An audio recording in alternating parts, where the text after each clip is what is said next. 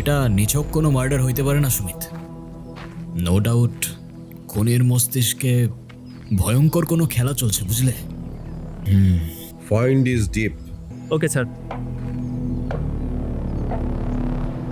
Sir sir sir কিভাবে কি হলো প্লিজ আমাদের একটু এখন জানাবেন? এখন আমি বলবো না, আমরা প্রেস ব্রিফিং এ বলে দিব। স্যার বললে সমস্যা আমার একটু ভালো হতো স্যার। আমি বলে দিব। সুমিত ক্যামেরা চালাও। বুঝছো, এই সাংবাদিকদের নিয়ে মহা মুশকিল। এত বলবা এটা প্রেস ব্রিফিং এ বলা লাগবে, বুঝছো?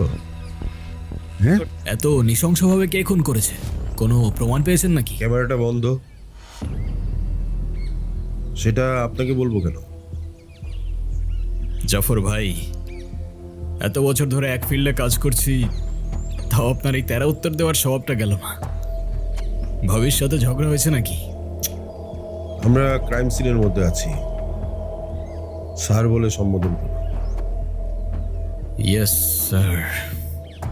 Okay sir. আসলে যে মার্ডার হয়েছে ওকে আমরা 1 বছর যাবৎ খুঁজছিলাম। ও মোস্ট ওয়ান্টেড ক্রিমিনাল। ও হ্যাঁ, এ তো সেই মার্ডার কেসের ক্রিমিনালগুলোর একটা। হ্যাঁ,